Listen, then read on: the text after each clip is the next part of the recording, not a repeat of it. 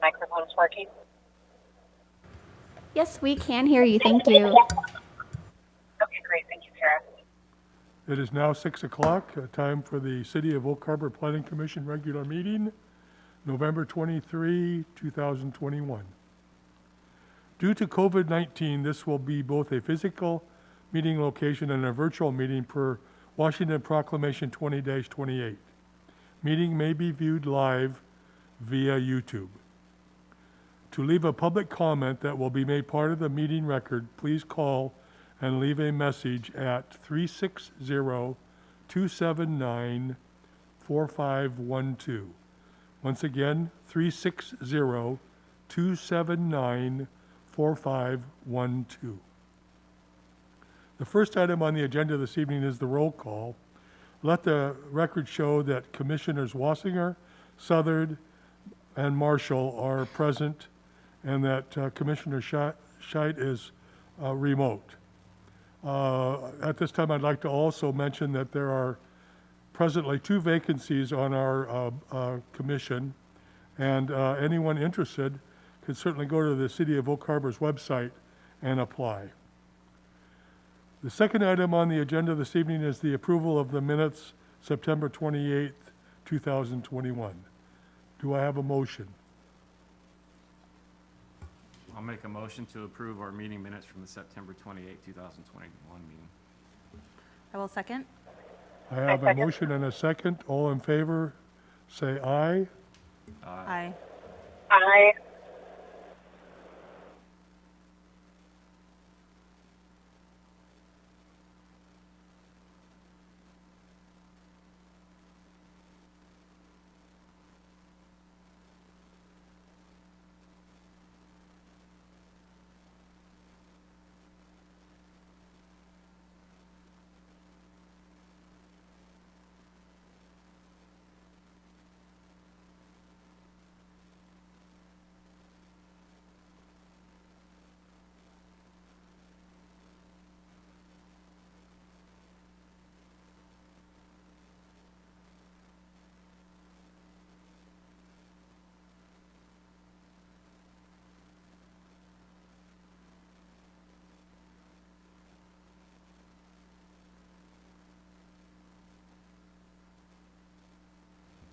Dennis?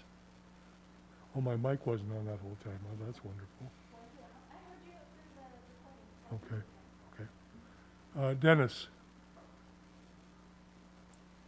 Yes, sir. I'm sorry, I had my mic off. You might not have caught that. I introduced you to take our housing action plan implementation. Oh, okay. Thank you, Mr. Chair. Members of the commission, good evening. Dennis Lefevre, Senior Planner, Development Services. I wanted to take this opportunity and provide the commission with an update on what's been happening with our implementation of the Housing Action Plan. I'm going to share my screen.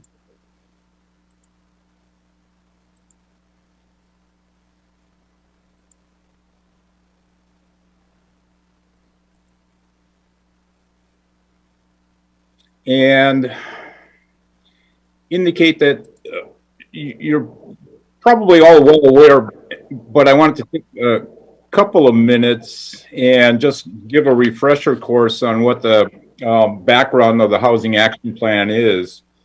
As part of the Washington state statutes, the purpose of a Housing Action Plan is to increase urban residential building capacity and provide additional affordable and market rate housing in a greater variety of housing types and at prices that are accessible to a greater variety of incomes. They made it very clear that communities should look at their housing stock and see where we can increase not only the amount of housing in a community, but also provide accessibility to all income levels. So the city actually was successful in obtaining a Washington Department of Commerce grant in the amount of $80,000, which we used to start developing our Housing Action Plan.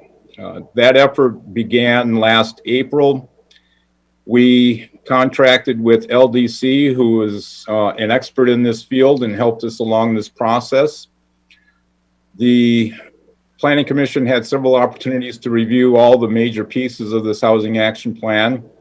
And with their recommendation in May, the City Council adopted our housing action plan in June of this last year. The action plan identified 4 key strategies that were tailored to the City of Oak Harbor. These strategies were based on several of the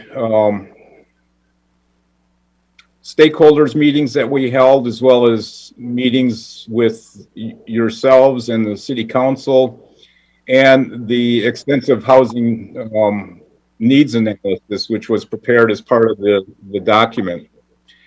These strategies included incentivizing new rental housing, bringing down the cost of development, providing a wider variety of housing types, and also intended to prevent and mitigate displacement. The plan also identified 20 different actions that we could take after the adoption of the plan to basically implement these strategies into our housing network in the City of Oak Harbor. So what basically have we done since the adoption of the plan in June? Well, staff started looking at these 20 actions that were part of the plan, and amongst ourselves and the planning group in development services, we looked at prioritization of some of these housing actions because, you know, quite honestly, we had to fit those into our work plan to make sure that we had the staff and the resources to move some of these forward and actually become pieces of implementation for this document. And lo and behold, in late August, the Washington Department of Commerce announced that they are making some grant funds available to assist communities in implementation of these housing action plan actions. So that dovetailing into exactly what we were working on, we were authorized by the City Council in September to file an application and see what kind of funds we would get to assist us in staff time to prepare these actions and move those forward.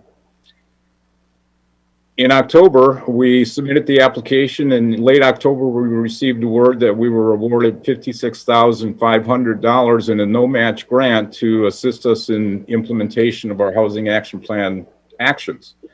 So it basically was free money to assist us in doing what we were already basically doing. As part of that grant, we broke it out into basically 5 objectives. We tried to bundle as many of the higher priority actions that staff had already identified into these objectives. The first objective, which we'll be working on very soon, is to look at our residential bulk and dimensional regulations, which we intend to encourage additional housing developments. Bulk and dimensional regulations such as minimum lot size, lot coverage, setbacks, those types of things. We're going to be kicking that effort off as soon as next month. Grant objective 2 is that we're going to be looking at our land use requirements and looking at the options of possibly locating some higher density residential zones in the R1 zones. Right now, a higher density that's encompassed in the R2 and the R3 zones are typically not allowed in the R1 zone. So we are going to be looking at where that would make sense to have the R2 and R3 densities in the R1 zones, and probably establish some criteria that would be coupled with that code amendment. We'll be looking at that piece of legislation probably through the middle of next year. Grant objective 3 is to amend the land use matrix. We have some gaps in there right now as far as us being able to cite duplexes and accessory dwelling units, as far as, you know, permitted uses in our various zones in the land use matrix. So we will be looking at that code amendment process also about the same time frame. Grant objective 4 we're going to be looking at our SEPA exemption levels. We are far below most of the levels that have been established by the state. It's not that we didn't, well, basically the state has been bumping up the levels for SEPA, and we just have not changed our code to reflect the new levels. So we're going to be looking at that piece, probably beginning in late next year and run over into the beginning of 2023. And then the final objective that we have in the grant is to establish a multifamily tax exemption as an incentive for affordable housing. Several other communities in the state have already established this, seems to be functioning. We're going to be taking a closer look at this piece again later next year and into 2023. This piece we might pair off and have a consultant assist us in this piece of the grant. So it's important to note too that every one of these objectives will be kind of a standalone project and will run along the basic amendment process for our Oak Harbor Municipal Code, which will definitely involve review by the public and Planning Commission recommendation up to City Council. So these will be running at the various times that I've already stated. It's also important to note too that we've already been moving forward on a couple of the actions that Ray has been moving forward. The first floor residential in the commercial zones that was identified as a positive action in the plan, and also the creating a permit process efficiency. David Kuhl has been spearheading the effort to get a multi-department permit software program on board, which will ease the angst over permit processing. So we are moving forward with several of these actions. It's important to note also that a lot of those actions still reflect the North Woodby Island County Affordable Housing Task Force recommendations that evolved out of that multi-year effort a few years ago. So we are moving forward with those recommendations as part of these actions. The grant expiration date is June 20.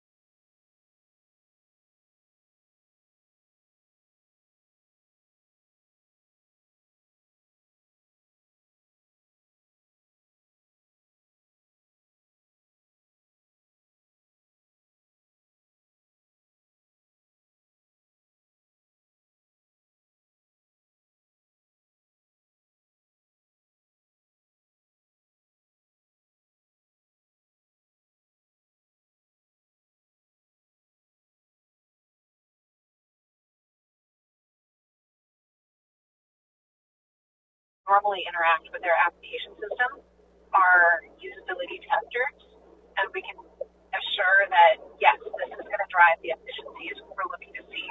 So I think it's more of a comment, but I would love to hear if there are any plans to test this with real world users before it's fully launched.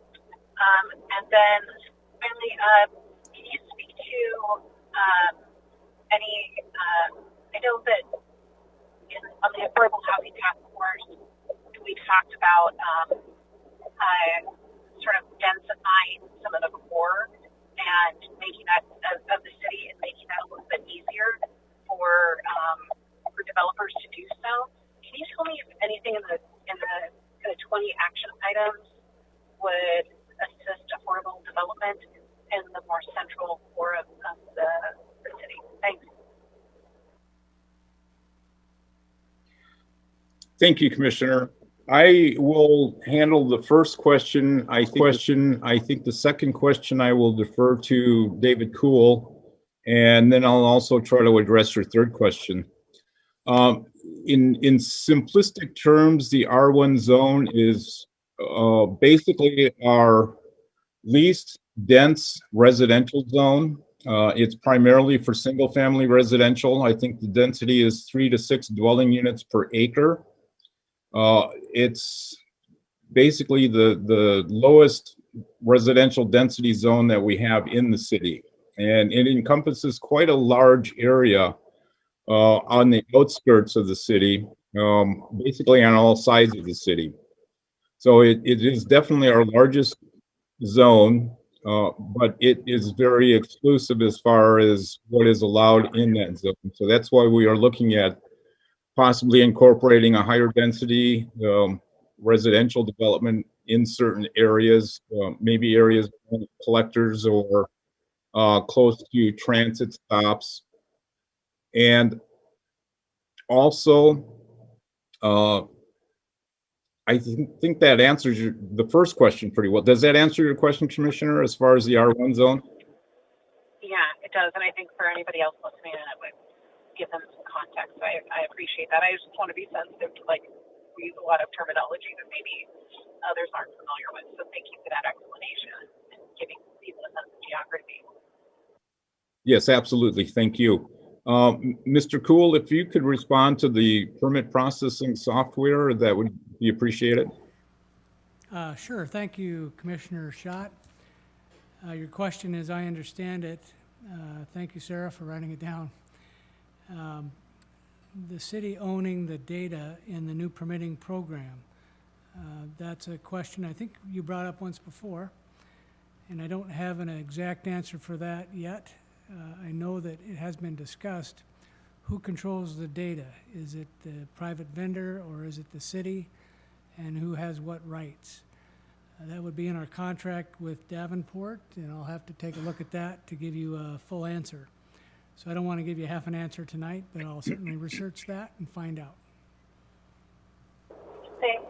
And as you take a look at that, I would recommend based on emerging government technology. So one is to specifically, do we have language in our contract that specifies that we own any data we put into the Davenport system? That's one. Two, can we export that data in a machine-readable format at any time with no additional cost? Want to find this out because if we ever wanted to move away from the Davenport system, or say we have public disclosure requests that come through applications where they're requesting machine-readable, that's us to have. And it just reduces cost burden on the government moving forward if anything should happen to the database. Thanks for that from me. I really appreciate that. And Commissioner, question number 3, I think, evolved around whether we have any actions identified in the Housing Action Plan regarding the Central Business District and increasing density. If that's correct, our basic higher density is located in the Central Business District. I think one of the actions that might really benefit that area is that multifamily tax exemption action that we would be looking at in a year or so. That's part of the deliverables on this grant. I think that would provide some incentives to some multifamily housing in our central core.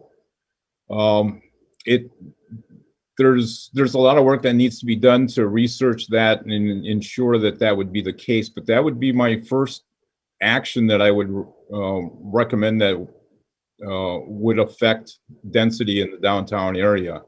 Otherwise, it's a pretty high residential density that we've already got established in the core area. Does that help?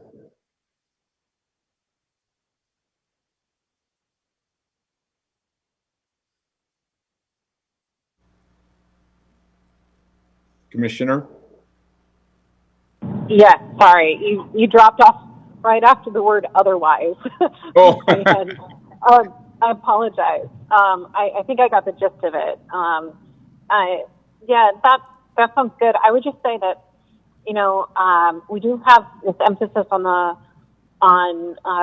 the districts that you defined earlier, and it strikes me that while there may be some longer term planning for transit or more resources in that area, when we're saying affordable housing, we're essentially saying workforce housing. So people who have jobs, who have commitments, who have kids, you know, they may be not as able to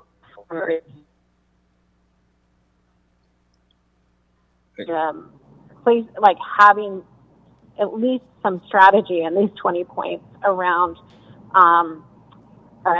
you know, more transit oriented development, or how we're going, like having some thought to not just having affordable housing, but having affordable housing that allows people to be active members of our community and get to work without having to have the burden of car ownership. I just want to make sure that we're in this process that the state is so generously funding, that we're being mindful of the amenities that are within, say, a half mile to mile walking radius of housing. But there's so much great progress. I really taking the time for my questions and the work that the city staff has done. Yes, thank you for your comments. We will definitely keep those in mind if we start developing the criteria for some of these deliverables. So thank you.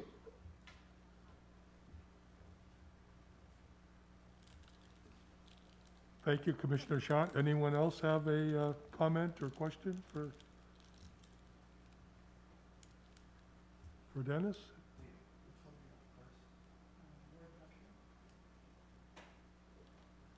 Okay, Dennis, I think that takes care of it for this evening. Okay, thank you, Mr. Chair. Okay, and the next item, the last item for this evening is the monthly department report brought to us by the Development Services Director, David Kuhl. David? Thank you, Mr. Chairman, members of the commission. Tonight I have two different presentations. The first one is the report that we'll take a look at here in a second for the monthly activity. And these are items that are more administrative, current planning, council related, building related, other topics.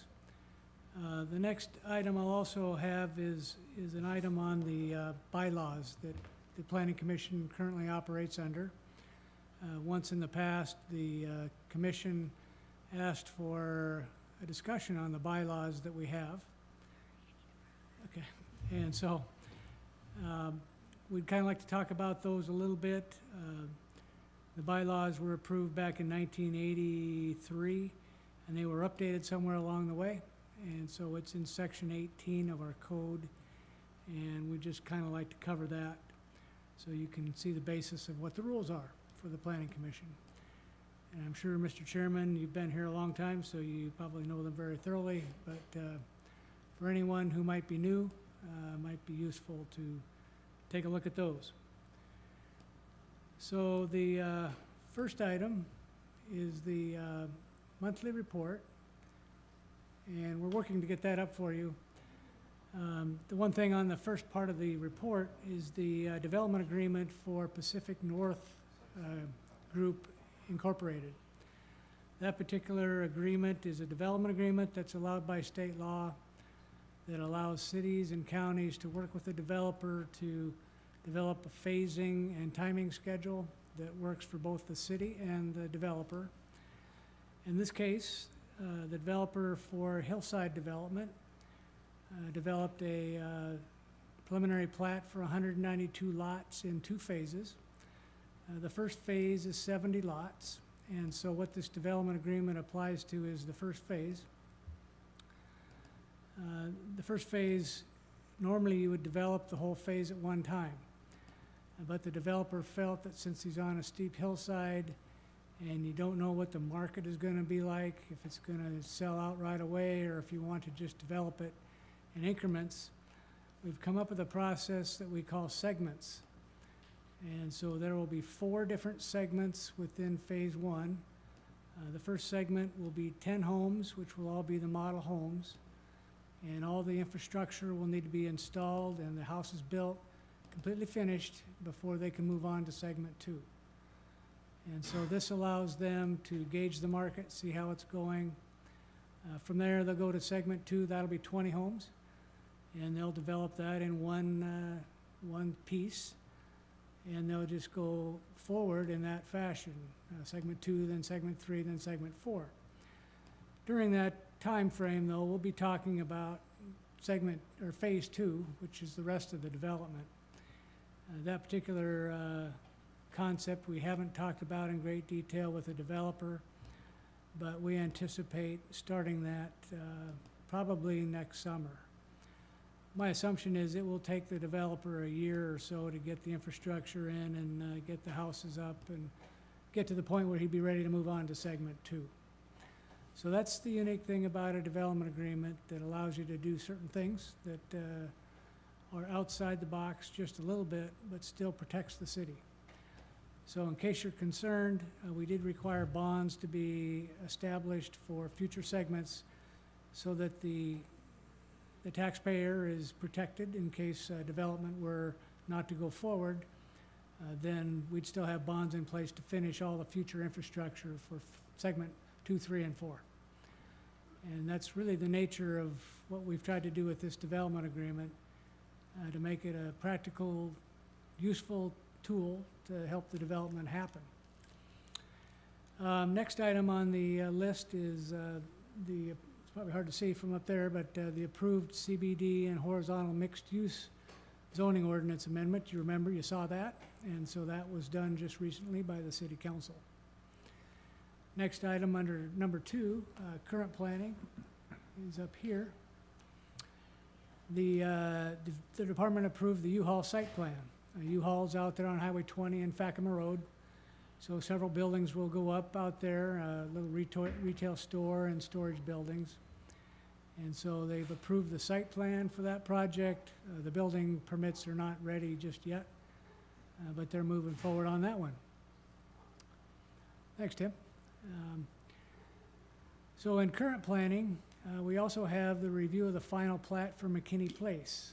If you remember McKinney Place, I think I've talked about that before. Those are 20 units on 3rd Street, and they're attached units, but there'll be condominiums that can be sold. And they've also, so the final plat is in place and is almost ready for approval.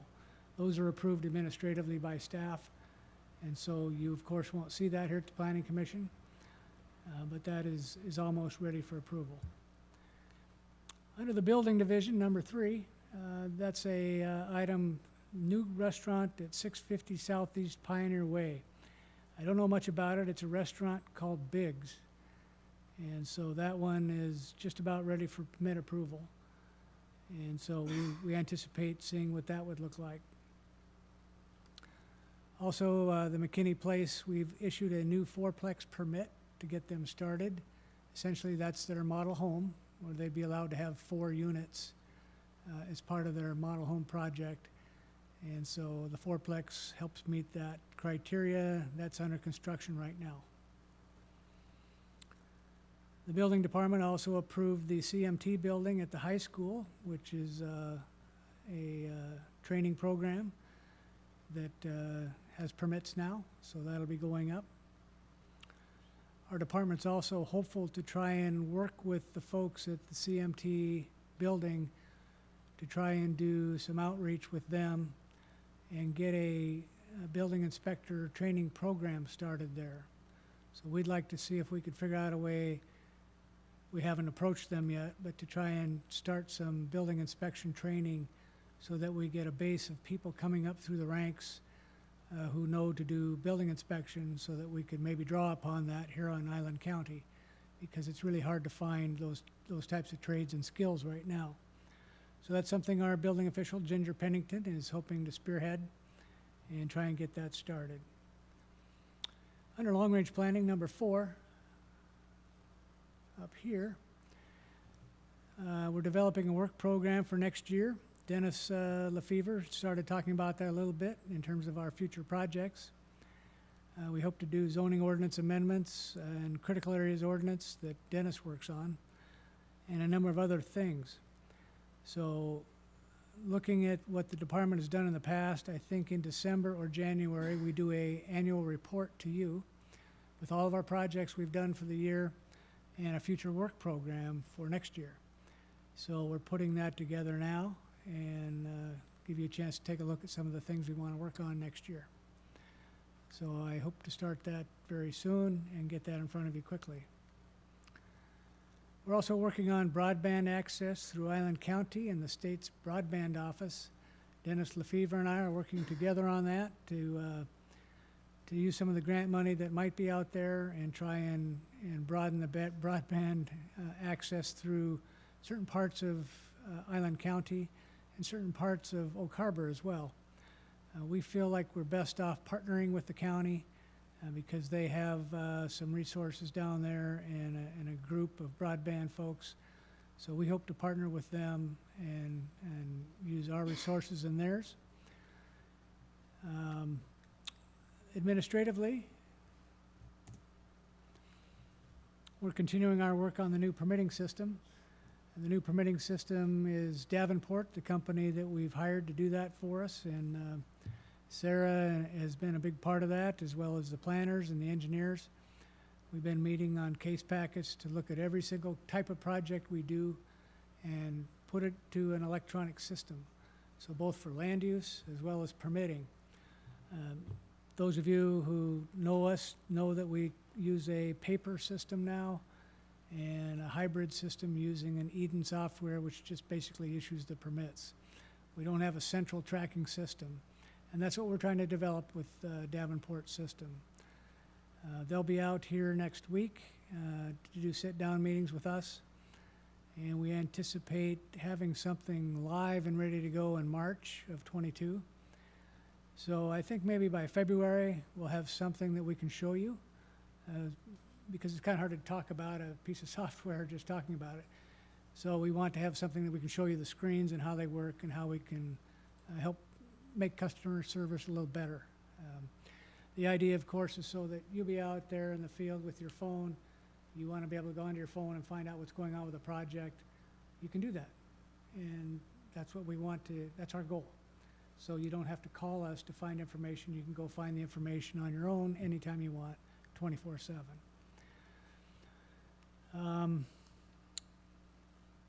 Aside from the new permitting system, we've been doing a lot of recruitment lately. We've had some turnover in our building area. So we're recruiting for positions in permitting and building. And we do have a fellow that's accepted our position as a plans examiner and building inspector. And his name is Brian Colbert, who comes to us from Thurston County. And he'll start on December 13th. So we're really excited to have a new plans examiner, building inspector coming in to help us. We also have a turnover in our permitting system. If you know Lisa Beebe here in town, she's moving on to private business. So we're recruiting internally to try and replace her position and hope to have that done by the middle of December. So hopefully we'll get through this little hiccup without a real problem. There'll be some training involved, and of course, we'll be implementing our new permitting system at the same time, so it will certainly help make things a little chaotic for a while, but we'll get through it, and we'll come out on the other side probably a lot better off than we are now. Other things we're also working on, and I'll show you this project in the future. It's hard for you to visualize, but it's a place called Serendipity Lane. Years ago, some students welded together an arch. It's on Pioneer, and there's a stairway that goes down right from there, goes out to Bayshore Drive. We'd like to put in a landscaped trail there with the Main Street group, and we're applying for a Teen Mobile grant and a number of other funding opportunities. And I'll bring that back to you so you can see a visual of what that looks like and hear what our plans are, maybe in December or January. We'll just take it from there. So that really concludes our report. Do you have questions on things we're working on today or tomorrow or the next day or any other time? Would you mind explaining the CMT building at the high school? I'm not sure what that is. It's not an alternative high school, it's a technology building. I think they train people on welding and some other things there. And so this will be like a trade type program. We're trying to help get started there as well. They're actually building something. We're not building a new building out at the high school. It's these kids that we issued permits to, is that correct? Yes, we've issued permits, and I think it's ready to get started. So that's real exciting.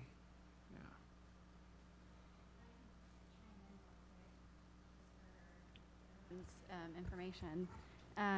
To give another summary of it, it's kind of their career and technical education program. So it's kind of like you were saying, technical training for them. Thanks, Sarah. Any other questions about what we're working on? David, going back to the residential development on the hillside, I would like to clarify, so each segment or each phase, how do we refer, there's 4 phases, is that correct? There's 2 phases in the entire development. In the first phase, there'll be 4 segments. Okay, the first phase is 4 segments. So the infrastructure only has to be installed for each segment, is that correct? Good question, yes. And then there's a bond that assures us. Now, how does that work? Is it a bond for the entire project? The first segment will figure out a method of tying off the utilities and having a turnaround for transportation, as will each other segment. And the bond will be in place before the next segment can start, so that it's insured, basically, so the taxpayer's assured that they won't have to go in and put in utilities and streets and that kind of thing. We're going to get all the segment bonds up front, so we'll have all 4 segments bonded at the same time. So going forward, other developers, are they going to be afforded this same opportunity? Is this going to become something that we as a city will allow and encourage? I would think we would probably take it on a case-by-case basis, depending upon the needs of a developer, but there's no reason why we shouldn't offer a segmented program to any other developer if it's something that they need and want.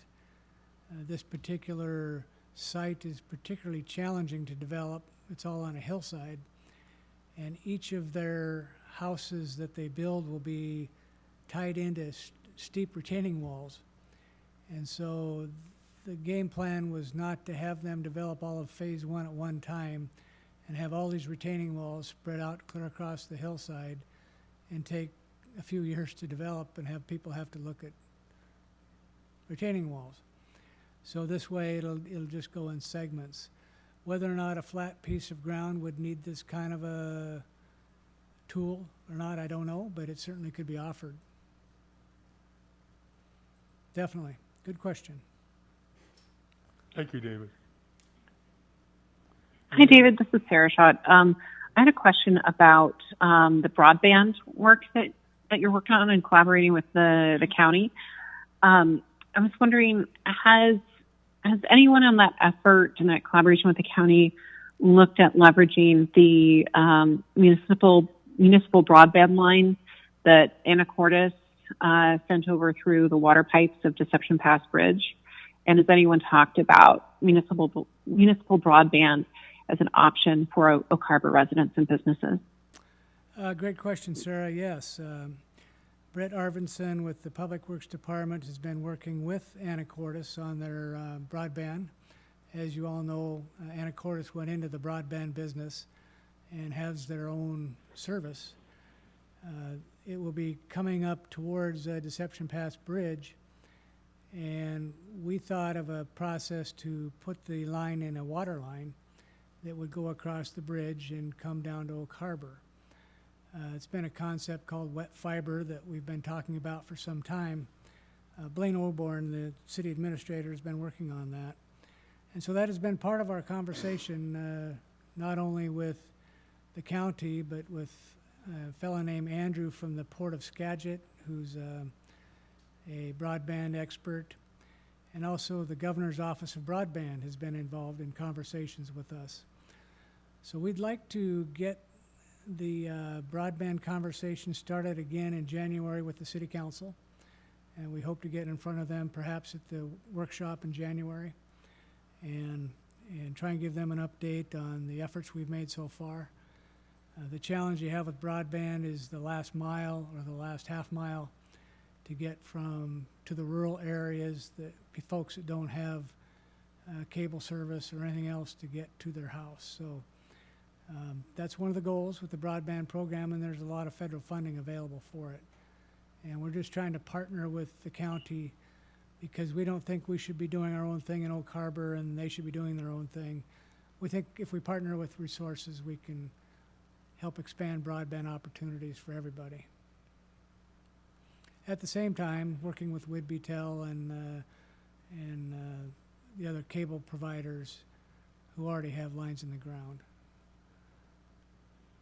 So it's unique. Thank you. Very unique. Thank you. I would just like to say, it's really exciting that we might have an option for some form of municipal broadband in partnership with the county. I know Tacoma recently implemented a municipal broadband system, and households can access and businesses can access high-speed 1 gig with no cap, no throttling internet for $65 a month with no contract. This would be a game changer for the small business community on North Whidbey Island. Honestly, I see as a commercial building owner a lot of folks struggling to get internet in their units. They're just priced out, or maybe they're trying out a small business and don't feel like they can sign the length of contract they're required to right now. And so they're hotspotting off their phones or these sort of things, which just don't help our business community thrive at the level they could be. So I really am so excited to hear about this. Thank you so much for your continued work on it, and especially for coordinating with the Washington State Governor's Broadband Office. Thanks.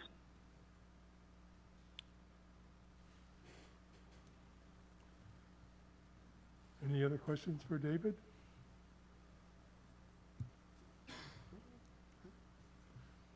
Thank you, David. Very informative. Thanks. Good. I also have a presentation tonight on the bylaws that Planning Commission operates under. We'll just talk about those. These are section 18 of our zoning ordinance, and we'll just chat about these. Looks like it's back here.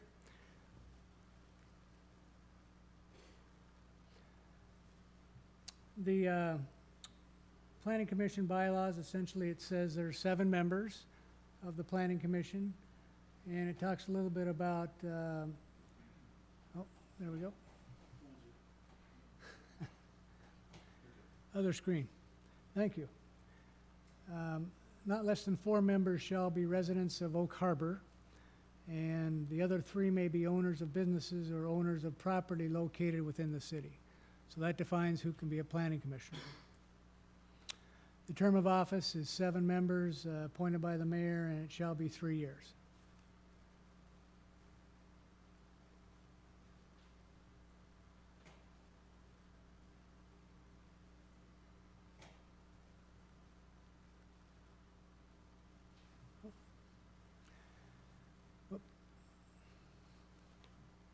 Vacancies that occur throughout the year.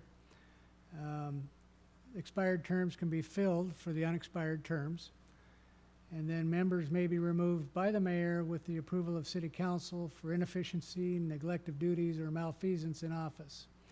The members shall be selected without respect to political or religious affiliations, and they shall serve without compensation. So we all do this for the good of the community. And thank you for your service. Appreciate it. The Planning Commission shall serve in an advisory capacity to the mayor and the city council, and shall have all the powers and perform each and all the duties specified in Chapter 35A.63 RCW. And that section talks a lot about all the broad variety of land use things that you can do, subdivisions, airports, all different kinds of things. Together with any duties specified by the city council or state law. The exercise of such authority under law is subject to all the limitations expressed in the legislative enactment or enactments.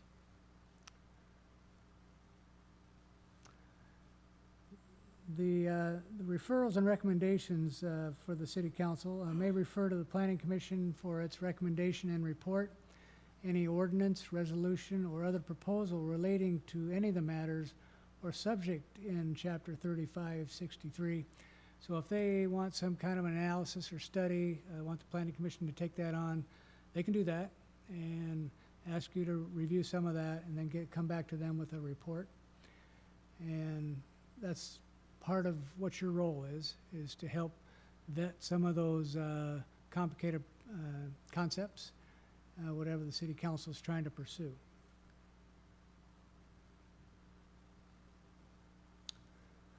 The quorum came up tonight. We wanted to make sure we had 4 people. Thank you all for attending. The simple majority of the appointed members shall constitute a quorum for the transaction of business. So if you had 7 people, you would need 4. However, no action of the Planning Commission may be taken or a comprehensive plan on zone changes without an affirmative vote of a majority of the appointed members. A simple majority of the quorum present is required if you're dealing with subdivisions or other matters. Of course, we don't deal with subdivisions here anymore, but that is one possible out. And so again, we just need a simple majority of the quorum to be available and to be able to vote.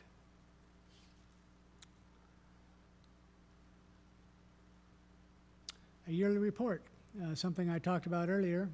The Planning Commission at or before its first regular meeting in February of each year shall make a full report in writing to the City Council of its transactions for the preceding year with such general recommendations to matters covered by prescribed duties and authority as may to it seem proper.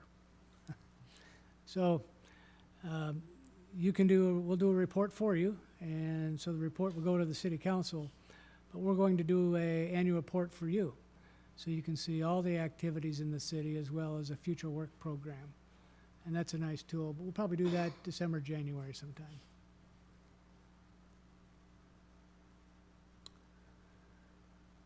So judicial review of the comp plan. Amendments to the comprehensive plan are final unless a declaratory judgment or writ of review, mandamus, or prohibition is filed in court of competent jurisdiction within 21 days of the City Council action approving or disapproving the proposed amendments. So there's no appeal on this process. It has to be either a writ of review, mandamus, or prohibition filed in a court of jurisdiction. So those are the appeal routes for comprehensive plans.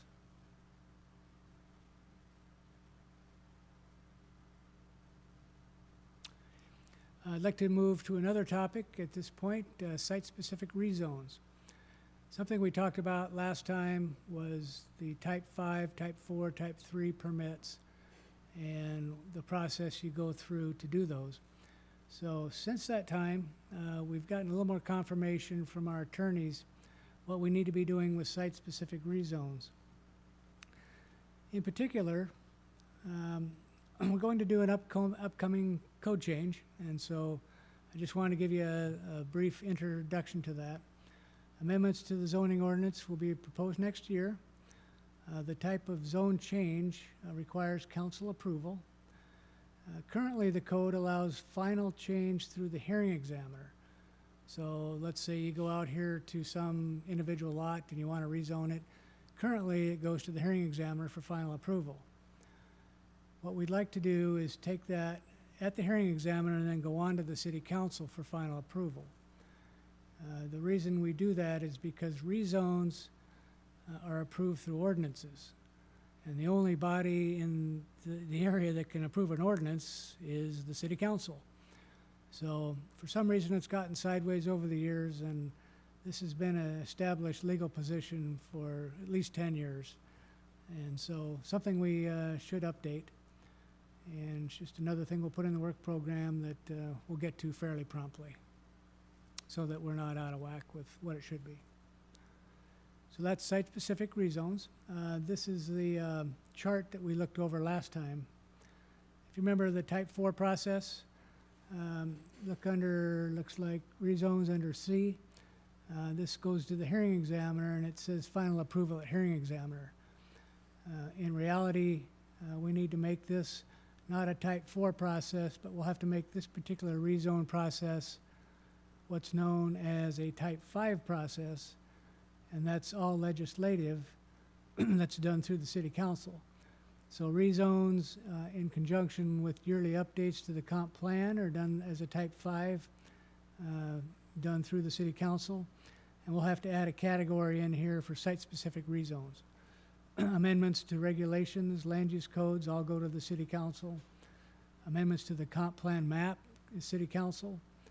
And sub-area plans and planned actions are all city council. So that'll be something we'll come back to here fairly soon and try to make progress on that. So any questions on upcoming projects regarding site-specific rezones?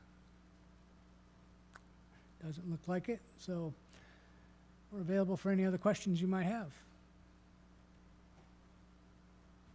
Any further questions of David? Sarah? Sarah? No, thank you. No? Okay. Well, once again, thank you, David. Thank you, guys. That was our last item of the evening. Before I adjourn, I would like to let everyone know that our next planned meeting for the Planning Commission is December 28th of this year, and that will be our last meeting of the year. Do I have anything further for the good from anyone? If not, the meeting's adjourned.